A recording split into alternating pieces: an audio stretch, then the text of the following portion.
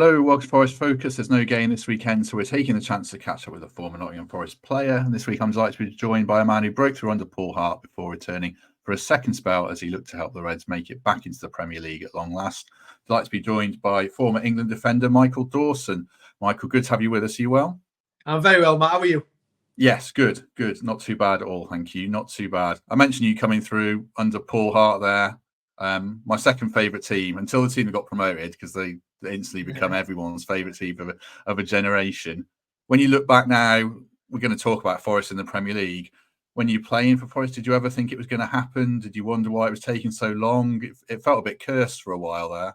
Yeah, I mean, I look back to my first stint, starting there as a young 8-year-old, going first touching base with Nottingham Forest, and then signing at the age of 14, leaving home at 16, managing to get into the first team pretty soon after that at the age of 18. It was a dream come true. And in my first season under Paul, like you mentioned there, we got to the playoff. I mean, some of the football we were playing was magnificent, with a mixture of youth and experience. We had some great senior pros, and you look at Darren Ward, Matty Lewis-Young, Jim Brennan, the characters, Ricky Skimmiker, David Johnson, and then there was an awful lot of young lads that had come through the academy, myself, Reedy, Prutz, JJ obviously being in that, Marlon, the list goes on. It was an incredible journey to that stage, and unfortunately missed out on the getting promoted, and things just turned a little bit from there. And then obviously a few years later I left. But going back to did I think it would take that long? They had an opportunity. I can't remember what year it was when Swansea won in the semi-final, and that was the year you looked and go, will Forest ever get back to the Premier League? Yeah, because it's a real challenge. It's hard, and they were out the Premier League for 23 years. But the genius that he is, Steve Cooke, came through the door, and the rest history. And what a job he did. Quite a few people have been on from that era. Prutz, obviously, who you know well, Marlon, and senior players like Jim Brennan and David Johnson, and they all have a take on Paul Hart. You know, a man to be respected, to say the least, but a good bloke as well. What are your memories of playing under Paul? Well, I owe an awful lot of my career to Paul. He was unbelievable. He first set eyes on me probably the age of 11 or 12. Watched me for a few years, and then thankfully signed me at 14. You know, he was a hard taskmaster. He demanded every day, but that was no problem for me because he had standards, and he was trying to drill them in. I mean, he was hard. You know, at times you probably needed to meet in the middle, but I owe him so much to the opportunity he gave me, and then he gave me my first team debut as well. But it didn't matter whether you were 16 or 26. He would give you some stick if you weren't doing the job. But that's just how it was. A really good guy, and as I say, unfortunately, we just came up short in the year when Sheffield United beat us in the playoffs, and then it was sort of changed. People expected that at the start of that season. I think I played one game, and 6 games in I get an opportunity. There was players that we were playing to our potential, our max potential, and then players left. Jimmy left, Ricky left. I think Matty might have gone to Norwich as well at the same time. So players went out the door. It just wasn't quite the same. And then Paul got the sack, and then it was an uphill battle for many years after that, Forest. Those standards that Paul instilled in you as a 16, 18-year-old stay with you until, you know, you're coming back to Forest and you're playing at Hull and Spurs and for England. Do they stick with you? Yeah, always. I mean, but that was my upbringing as well. My mum and dad were like that. You know, Paul can't just change you straight away. It's your morals from a young kid, from growing up in Yorkshire. Respect everyone, be on time, all these kind of things. Paul was hard.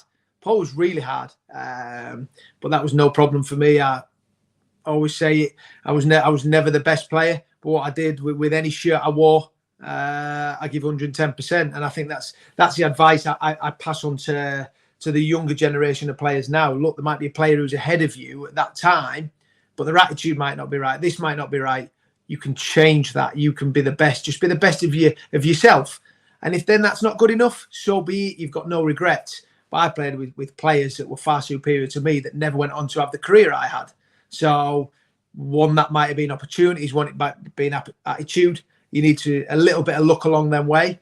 But that's football. Just one more on that time. I've spoken to Paul at length about those Sheffield United games. He still, as no love lost from Mark Clattenburg. Obviously, you were a player that got sent off, and really harshly sent off. I think everyone would feel. Even now, does that still stick in your craw as one of those games that you look back on not very fondly? Yeah, I still get goosebumps thinking about it. Literally now. I'd had a season just to dream of. I really had, and I look back and I was young, I was naive. I went out there and played with no fear. And even you see where I got sent off, I took a bad touch into the middle of the park. Look, I still don't think it's a red card. If you see the challenge, yes, I was late, it was clumsy, but it wasn't a 2-footed challenge. It wasn't a stud, it was a lunge, yes, but I caught it with the side of my foot. And I'll never forget sitting in that change room at the City ground with a towel over my head in tears. That's how it was. Knew my dreams of, if we did get to Wembley, it wasn't going to happen because I was going to be suspended. Yeah, it was devastating. And then obviously I was in the away end at Sheffield United when it just all went wrong. And your dreams after a full season, especially so young as well, you're innocent and naive to what it's going to be the next season. Just expect it to be the same, but it was anything but. Looking back now to 14-year-old Michael Dawson coming through, you're sitting here now. You were saying to me before we started recording, you just done something for Sky Sports. You played loads in the Premier League. You played for England and went to a World Cup. And I'm sure you were gutted you didn't play, but you had a mega successful career. Could you have envisioned that as a 14-year-old kid? No, never. Living up in Yorkshire, getting on a train on a Friday night, there was an awful lot of sacrifices, which I wouldn't change. But then, as a teenager, you're not out with your friends. You're not doing things that 14, 15, 16-year-olds are normally doing. But would I change it? No, never in a million years. It's, if you can make it and you can have a career out of it at whatever level, it will be the best job you ever do. And thankfully, I never class myself as doing a day's work. I still play in the garden with my boy. I still go and watch him train. Football's all I've ever known. So yeah, I've been very fortunate and loved every minute of it, and still loving it now in the media side. People say, do I miss football? Of course you'd miss it, but I got to a stage at 37 where I was old, I was slower than I was when I was early on in my career, that people say, surely you can't be any slower, but that's just how it was. And I was ready at that time at 37 to say, look, what's the next chapter in my life? And thankfully the media has come and got me in, and I'm enjoying it. If we look at current Forest now, I want to ask you about a couple of players in particular with your centre half out to get your take on them. I think Murillo is such an interesting case because obviously, he's from a totally different part of the world, but there's a few similarities, and he's broken into a team in Brazil and not played much. He's come to Nottingham. He's still lacking in experience. He's got that range of passing that you had. What do you make of him as a player making his way in the game at the very top level already? Well, he looks a lot more confident than what I was at that age. And sometimes you get that when you break into a team. I look back and say, I always say now, people say he's stupid. For me, it was easy getting there. For staying there is the hard thing. Look how many players that have played for Nottingham Forest, played in the Premier League, and then all of a sudden you fall off the edge of a cliff and you never see him again. So it's not easy getting there. That's probably a slight exaggeration, but it's staying there that is the hard thing. And I look at Murillo, still only young, coming from Brazil, settled in unbelievably well. I think the way the game suits him, you get probably a little bit more time, and certainly in the Premier League, I believe that. But that range of passing, I mean, some of the passes, I think the one against Crystal Palace, you saw Morgan puts the ball over the keeper onto the post. You need one of those goals to go in, because then you get more publicity. People talk about him then more in this range of passing, but he's got a lovely left foot, which is a position that we don't get an awful lot of. You get loads of right foots, but left centre halves are hard to come by. He's not as big as what I was, but he's strong, he's quick, he takes the ball, and as I say, teams like to play out from the back, and he can certainly do that. And for him to settle in as quick as he has, he's been credit to him. I watched the first game against Brentford, I think it was, he started, and he was a little bit shaky. His first 2 or 3 passes he gave away, and I thought, how are you going to react to this? But he reacted really, really well, and I think he's slotted in and he's been consistent. Unlike probably the right-hand side where it's chopped and changed in personnel. So it's not been easy for him as well to get that relationship. Whereas I was lucky to have the legend that he is, Des Walker, alongside me and helped me and guided me. Yeah, I mean, you've touched on something I wanted to ask about, this constant changing of Niakate, Willy Bolly, Joe Worrall now. how hard is it for a young player? Like you say, you had Des Walker there alongside you for that consistency and wealth of knowledge. Is it a big challenge for someone like Murillo? Yeah, I think you form relationships. Obviously, as it with Harry Toffolo, at left back, whoever it might be playing there, but you also have like little triangles, and you need it with your centre half partnerships. You understand each other, and I think that's what Des knew with me and him. He would know when I shout, "I'm coming," or whether it's the right decision or the wrong decision. He would then react off my call, and it might be wrong. I'm going to somewhere that I probably shouldn't, but you react. And that takes time to build relationships. So I think he's done brilliant. You talked about Niakate. He's now away on international duty, and you got Willie Bolly as well. Worrall. I mean, they've chopped and changed that position all the time. So it's been hard for Murillo, but he's done. He's been brilliant. He really, really has, and he'll only improve. I say that as a young centre half. He will get better. He'll learn the hard way, and he'll be punished, but he will improve. How much of an influence was Des Walker on you, just obviously on the pitch, but in the dressing room as well that first season? Well, I never got a word in edgeways sat next to Des.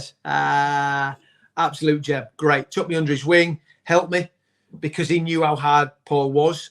Paul would hammer me, and Des would be always the one who's next to me, guiding me, saying, "Look, don't worry about that." And you do make mistakes. But unfortunately, I was making mistakes when I was in the first team and you're getting punished. It's not like academy football where people aren't watching it and you're coming under scrutiny. So Des was great. And even when I left Forest, I had another legend in Ledley King. So I was very fortunate. Once Ledley retired, I was then in that position where I was chopping and changing with centre halves. And it isn't easy. So I'm talking from experience from Murillo there. Could you believe how good, well, Ledley, obviously, because he was like a Rolls-Royce footballer, but also Des, because I think he'd been like Burton Albion and kind of been effectively almost out of the game. And he comes back in. Can you believe how good this guy is at 37 still? Well, that's what you've got to realise. I realised what it was like when I got older. I went back at 34 till 37 and I wasn't the same player. I was more experienced. I was more relaxed. It wasn't like I was trying to show everyone what I could do because I'd had my career. I was just trying to pass that experience on and trying to help us get back to the Premier League. But Des coming back his first year, I think he played pretty much every game. And it was magnificent. That song, "You'll Never Beat Des Walker," it was pretty true. You know, Des wasn't one that would take the ball and play out from the back. That wasn't his game. His game was pace. I mean, he'd have been perfect in this day and age as well. Now, if you get the ball at centre back, you have so many different options. And then you get told to you've got to defend in a 1v1 position. That would be no problem for Des. Absolutely magnificent and a great guy as well. I was going to ask you about Murillo, the runs and the passing. And do you need license from a manager to do that as well? Because you did that for the right-footed balls out to the left winger or switching the play to Jim Brennan. You need a manager to say that's okay and encourage you, I guess, don't you? But that was something that Paul encouraged me to do. He knew I could do it. I did that in academy under 19s at Wilford Lane. I'd get the ball and say, right, get to the left wing. Oh, don't get me wrong. When I put him out of play, he used to shout at me. It wasn't like you just had a free shot and kick the ball out of play. He was demanding, and you had to find that pass. And we did sessions where it was drilled. And if you miss it, he would go mad because that isn't an easy pass. That's a World Cup pass. And when it comes off, it looks good. When it doesn't go so well, you come under scrutiny. And Paul was like that. But Murillo's got that freedom because you're not going to get a player who can't do it trying to do that, because then you give the ball away and you lose it and you say, we probably don't want you doing that. So Murillo's got that. Nuno now knows he can do it and he gives him the freedom to. You can be such an important part of our team in getting us up the field, dribbling out. But if he does that, someone else has got to slot in, because if you do lose it and your centre half steps out, you're in big trouble because that space has been vacated. At the moment, he's alongside Joe Worrall with players away at AFCON. He's had a tough old season. You know, obviously the death of his uncle. He's been in and out of the team, mostly out. He was dropped after a mistake against Luton and didn't get the chance to kind of put it right. What can you say about Joe's season in terms of your experience? Because fans have been so critical of him. I kind of want to get a player's take on the stuff that we don't see. What if you can put yourself in Joe's shoes, what would you say about him thus far? Well, fans are critical. They pay the money, they turn up, they demand, they expect, and why not? Because you set the bar high. We saw Joe in the year when we got back to the Premier League. He was magnificent, but then it's the next level up. I've talked about the Premier League. There's no hiding place. And I think you're starting to see the gulf now, how hard it is from Premier League to the Championship. And obviously last year in the Premier League, he did well. This year it's been hard for him, in and out the team. And it's not easy. Joe's naturally a fit boy. So it was a lot easier for him than it was for me, who needed a 4 or 5 run of games to get up to scratch and go, I can run for 90 minutes. I'm fit, I'm physical. Joe has that all the time, but he's been through a lot, as you said, with his uncle. He's been out the team, all these kind of things. And then when you come in, it's not easy, not at this level, especially against Blackpool. You know, you turn up, Premier League team against a League One team, should roll them over. Doesn't always work like that. So you're never going to win, because if they win 3-0, that will be expected. When you draw and you go behind, then you become under scrutiny. But that's where your mental side and your people around you have to help you and deal with that. Because I always say in football, it's not always a physical aspect; it's a mental side that drains you. And I've certainly noticed that since I've finished. You know, day in, day out, what you eat, you train, everything. You focus into a Saturday to win, and if you win, you're top of the world for Saturday night, Sunday, and then by Monday, you're back to a level pegging and go, we've got to perform again. You've got to train day in, day out with your standards and then go again and win. So you don't have that time to enjoy it. It can be hard, especially when you're going through a period where you're not winning football matches. And that obviously happened for the Forest lads before the recent run of wins against Manchester United and Newcastle. What was your view on those kind of FA Cup ties when you're expected to win, like this Blackpool game? It's kind of like, if you win, everyone's just like, oh, well done, you've done your job. If you don't win, it's an absolute disaster. So how do players approach them? Well, you wanted a home tie. That's what you wanted, and you wanted to get the job done. The last thing you want is a replay going to their ground. And obviously we're going to see that. Is it next week? I think it's Wednesday, next Wednesday. So it's going to be hard for them. The pitches won't be like the City ground and all these kind of things. It's an extra game where you might have had a little bit of time off. But if you don't get the job done, that happens. That's why the FA Cup, I mean, we didn't see too many upsets this weekend. And I think that's probably because of you see the gulf in where it is. But yeah, it's Forest fans turned up expecting to win, blow them over. But for Blackpool, it's a cup final. You go into a Premier League team to the City ground. Place was full. The atmosphere is incredible. We talk about all the time. Whenever I go back and do a Sky game, I get goosebumps. It's special. The atmosphere is incredible, and that's what it's all about. But you've got to think as an away player that's not it being in the Premier League. You're an underdog. You go in there, you've got nothing to lose, but you've got everything to gain. And you go 2-0 up, and then you come back, and they'll be feeling missed out, but they get another opportunity. Is that the time when you do miss it? When you go back to the City ground, you hear that atmosphere, or you go to the Tottenham Stadium and it's buzzing before an Arsenal game? You know, is that when you do miss those playing days? Yeah, it is. And I think probably the first time I was at the City ground for the first game against West Ham, and it was electric, boiling hot day. And I'm normally in the studio, so you don't get that. You don't get that buzz or the vibe. It's great. And then I was there at the City ground the day when Forest stayed up, beating Arsenal. Fantastic being an ex-Tottenham player beating Arsenal anyway. And Forest staying up, the atmosphere was great. And just seeing the lads, not too many there still that I played with, but still they're buzzing, the fans. It's a special place. Nottingham's got a big part of being a big part of my life and my family's life for a long, long time. I remember when Steve Cooper got sacked, you were on Sky and you said I think you felt he'd been unlucky in the sense that because of what you referred to there, what he'd brought to the club, he'd earned the right to have every chance to kind of turn it around. Now Nuno's come in and he's hit the ground running. How do you feel about where Forest are at right now then? What I will say is everyone who listens to me on Sky will know I love Steve Cooper and the job he's done. I mean, a lot of players, a lot of managers came through that door at the City ground to try and get the club back to the Premier League. And he did that after 23 years. And he'll always be remembered. He will be remembered like the legend Brian Clough, in my opinion. I do believe that for where they were. I mean, they were fighting survival in the Championship. It was incredible. So credit to him. But we look back and in football, we have short memories. I realise that what you did last season is gone, and you know I think it was 1 in 13 he'd won, so he's going to come under scrutiny. I get that, and the ownership at Forest and don't want to be looking over the shoulder for relegation. The money they've put in, some money's been spent well, some money's been wasted, in my opinion. That's just how it is. But you can't knock Mr. Marinakis for having a go in saying we're going to try and be competitive. However, at times it's a gamble, because if it goes wrong, you're in big trouble. But he made the decision. He's the owner. Forest fans will be forever grateful to Steve Cooper. I know that. I've got a lot of friends who are Forest fans, and when you listen to them, they were devastated to see him get sacked. But we know we're in an industry where you have to win football matches. And I said on Sky, did I think the Forest would get relegated with Steve Cooper in charge? No, I didn't.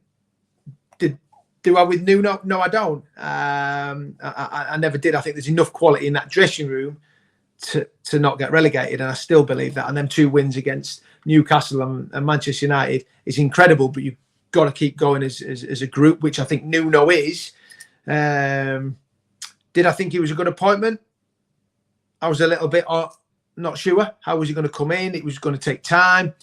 But really, when you look what he did at Wolves, getting him promoted, he had the best team in the Championship, because I was in the Championship at the time when he got promoted with Hull City. But then to finish 7th, unbelievable job. Really, really good job. So it didn't go quite to plan at Spurs, but there was a lot going on there. So he's had a great start, and I think he needed that to find that connection with the Forest fans. And we all know when you win football matches, you all go home happy. Do you think, you mentioned Spurs, you're close to the club and you work for them, did that not cloud your judgment on him, but did it feature in your mind because it went wrong at Spurs? Because it did for a lot of Forest fans. They looked at that spell. I think it's a different job there. I think he was going into a job where maybe he wasn't first choice, which can be hard. I've experienced that as a player.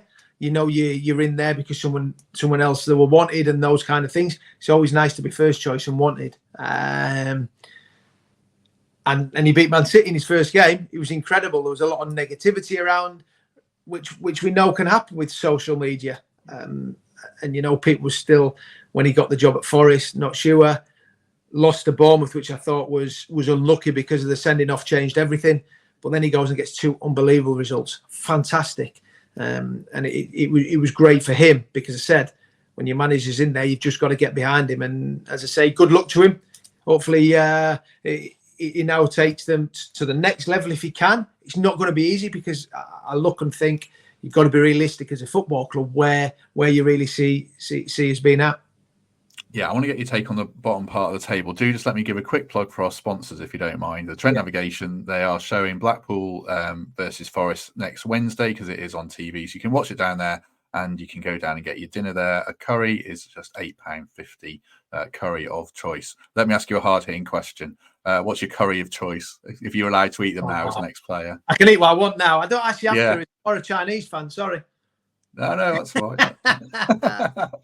Back to the questions. How are you seeing the bottom of the table then? Because, like you say, there's 2 wins for Forest. Brentford have lost 5 in a row, and they meet next.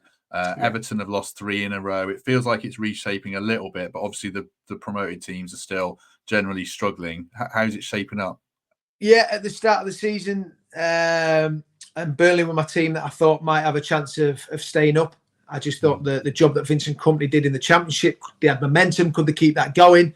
It's been anything but for them. The team that look like it, they've got that spirit and way of playing, and teams are finding hard going there. Is Luton in Kenilworth Road. I don't think you can move away from what they are, and I think Rob Edwards is doing a great job. I still think it's going to be a real challenge for the bottom 3. I really, really do. I've said it from day one. And I talk about the gulf in the Premier League to the Championship. The proof's in the pudding there with the teams that came up. But, you know, why you've got a chance and you show that spirit and commitment, you've got it. It's brought Everton right back into it. The 10-point deduction.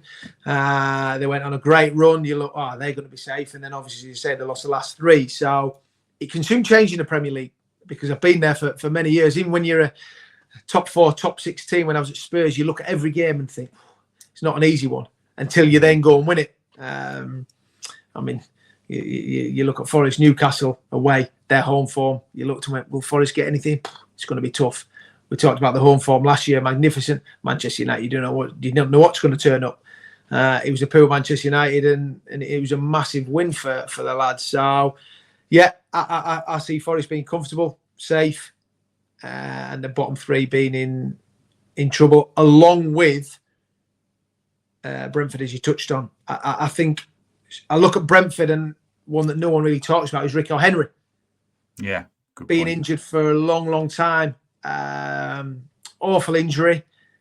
Absolutely magnificent. I'm not too sure how he didn't get an England cap. And people sometimes are only appreciated when you're out the team, you're not there. But I think the way they played, they used to attack. And Rico Henry used to stay at the back and he'd run and defend on the pace. They've lost him. They lost Mbumo. They lost Ivan Toney. Ivan Toney, for me, is a top 6 centre forward in the Premier League, in my opinion. So you lose them kind of players, you're going to be in trouble. And when you get to a point where, as I say, the players have been playing to their max potential and you drop off it a little bit, you become under scrutiny. But I'm a huge fan of Thomas Frank, huge fan of Brentford. Done it in a different way to what Nottingham Forest have done it. In pretty much stayed with a stable team that got promoted from the Championship and done really, really well. Added slightly, which you have to, but very, very good club.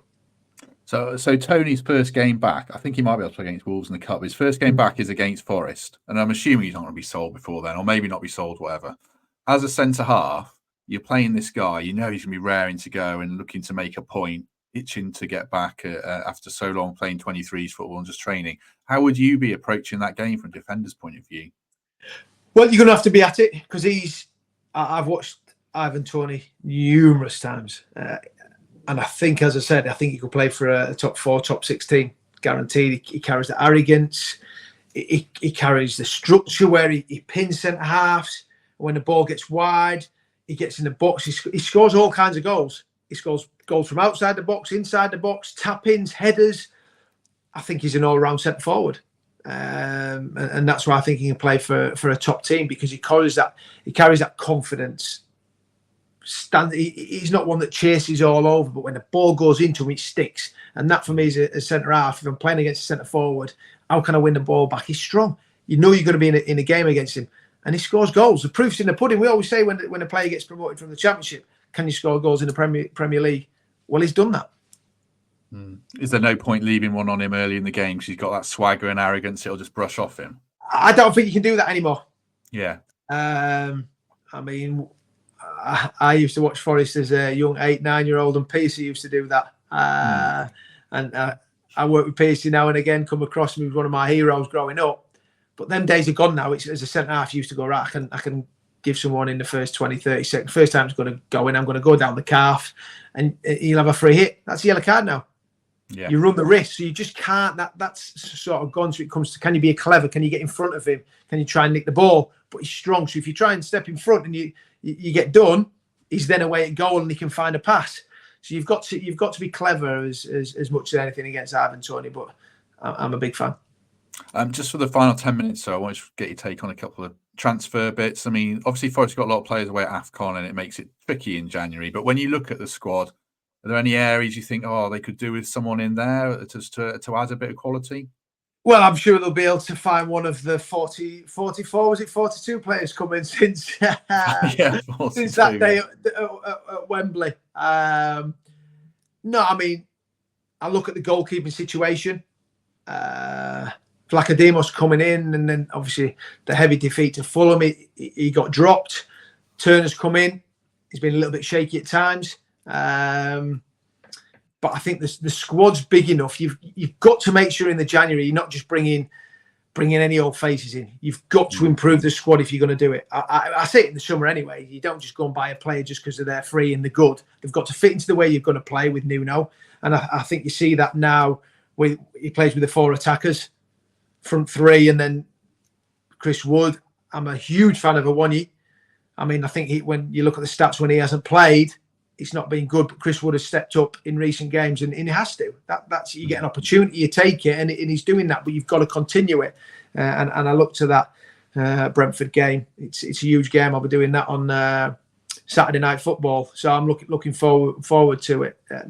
But yeah, I mean, you've got to make sure it's the right player for the right position, and you're not just bringing them in to make more numbers. Does the goalkeeper situation have that knock-on effects for the centre halves, the fullbacks, the midfielders who want to knock it back in? Does it cascade a little bit?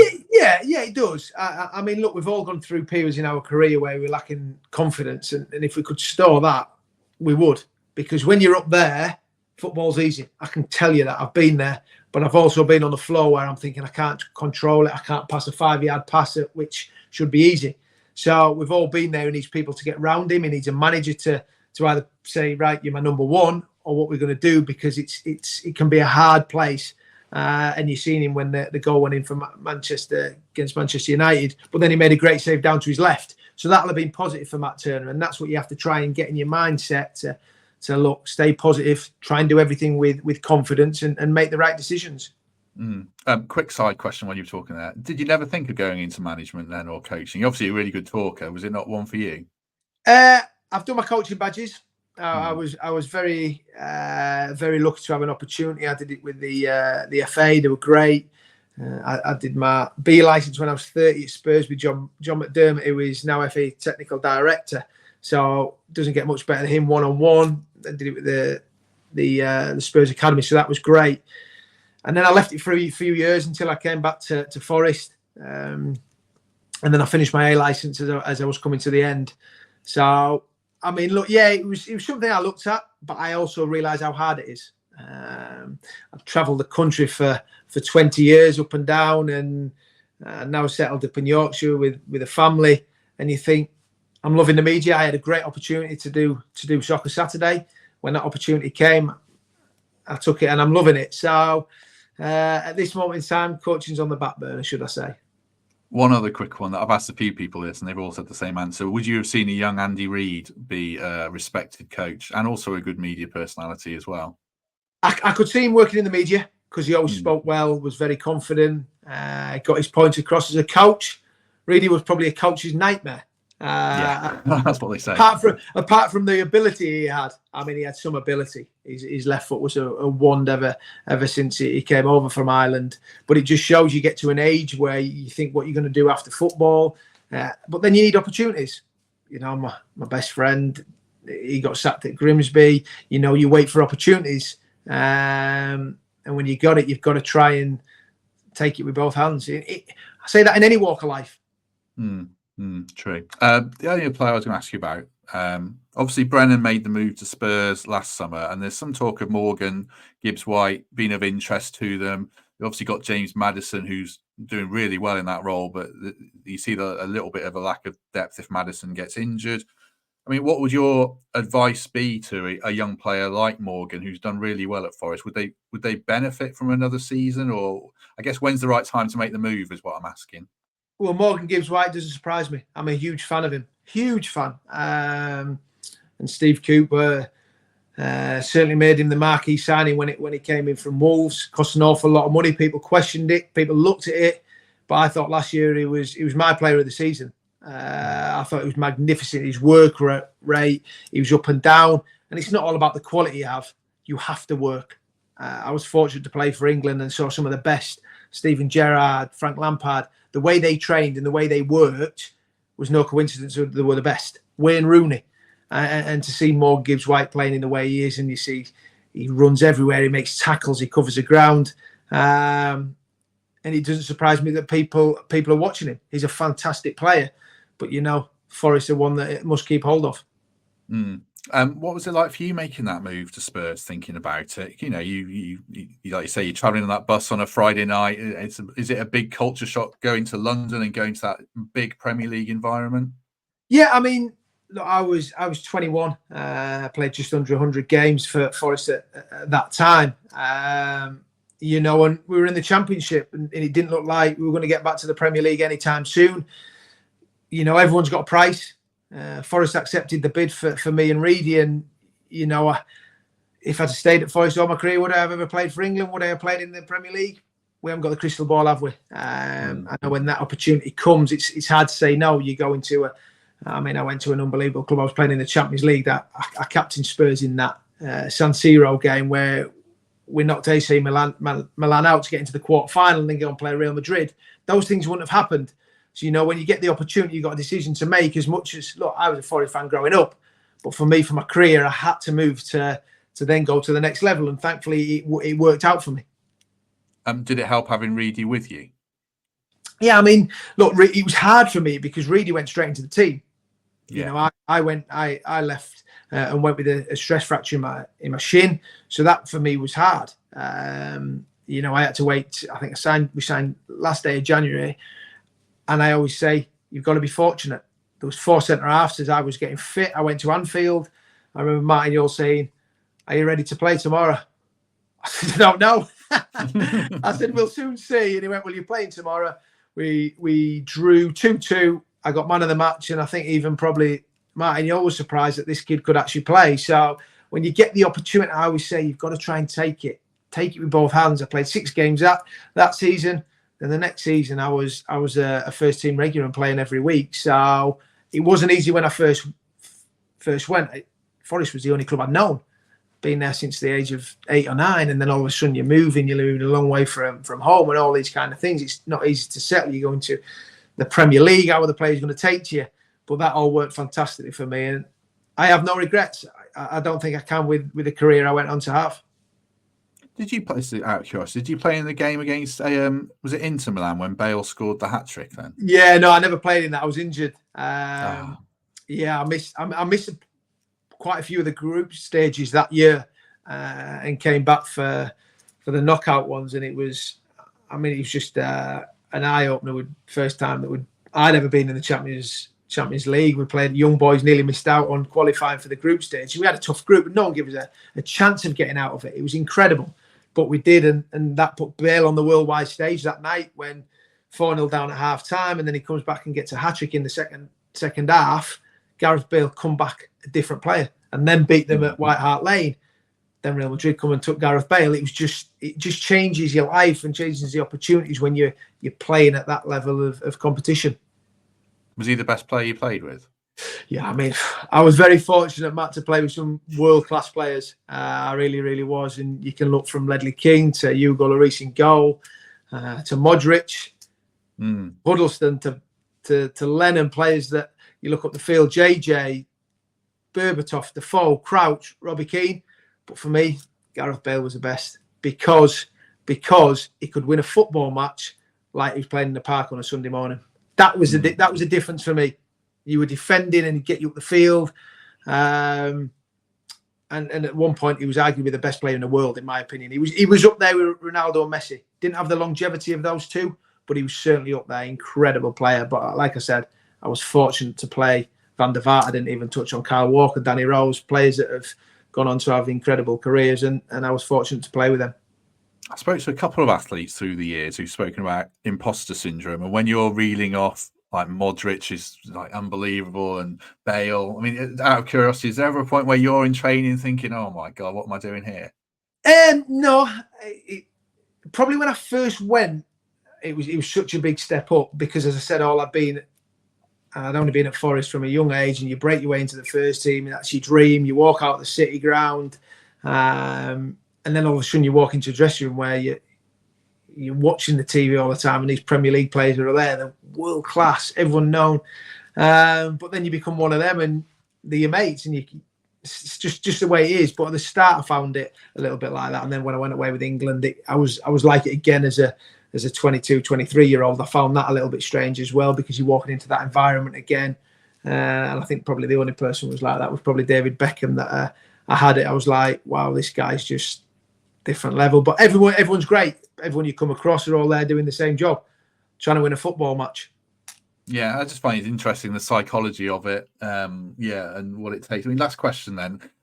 How much of it, I've asked a few people this, how much of it is mental and how much of it is pure ability to get you to where you got to, would you say? I think it's a lot of both. You're not going to get to the top level if you're not a good player. Yeah. But also to stay at the top level, you have to have a mental determination, the knockbacks, the rejection, dipping form, the scrutiny that you come under. And now I do the media, I see that, I see players and think, how have you gone from this? But if I knew now what I knew probably when I was 26, when I went through the worst period in my career, under Juan de Ramos, it was so hard. But I didn't know what I knew now. But I knew it when I got older and wiser to that, I pass on to just try and block that out. And there's only yourself can get out of it. That's the only problem. And we're playing a team sport. And if you're a defender, you hope you centre forward score goals and you win a football match, and it can change in a blink of an eye. But you have to be I just say do everything right, no regrets, and have no blame factor. Don't blame someone else. You're in charge of your own destiny, in my opinion, but no regrets. Very interesting. Very interesting. Right. We shall leave it there. If you've enjoyed this, do like and subscribe as ever. Give us a good review. It all really helps out. And we shall be back tomorrow. We'll do a bit of a live Q&A with a couple of the regulars, take your questions. And then we'll be back fully on Monday, I think, with Lewis. And we'll find out about all the FFP stuff then. So do join us for that. Michael, thank you very much. Appreciate your time and hope you enjoyed that. No problem, Matt. You're more than welcome. Thank you very much. Have a good day, everyone, and we shall see you soon.